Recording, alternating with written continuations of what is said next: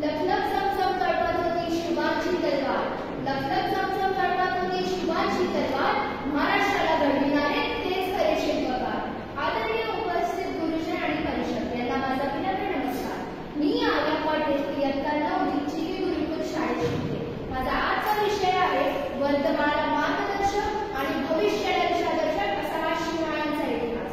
छत्रपती शिवाजी महाराजांचा इतिहास हा जसा ढाल तलवारीचा आहे तसाच तो शौर्य, धैर्य, समता, न्याय, बंधुता, स्त्री सन्मानाचा आणि समाज परिवर्तनाबरोबरच आत्मसन्मानाचा आहे. भारतातील अनेक राष्ट्रांना हेवा वाटावा असा यांचा आदर्शवत इतिहास आहे.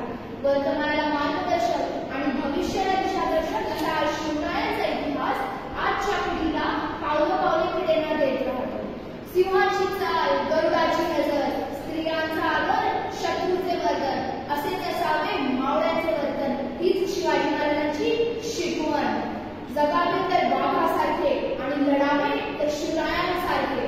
भारतातील अनेक राज्यांनी आपल्या कर्तृत्वाचा ठसा उमटवला, परंतु त्यांच्या आणि शिवरायांमध्ये एक फरक आहे.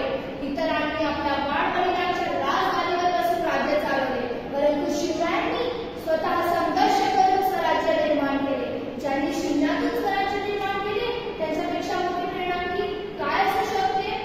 आपल्यापेक्षा प्रबळ शत्रूला शिवाजी महाराज कधीही घाबरले नाही. भीती हा शब्द त्यांच्या ध्यानीमनीही नव्हता. जिद्दीने आणि चातुर्याने शिवाजी महाराजांनी अडचणीवर मात करत स्वराज्याची स्थापना केली. तेव्हा हेच बुद्धिचातुर्य आजच्या पिढीला मार्गदर्शक आहे. शिवाजी महाराजांकडे मोठी दूरदृष्टी होती.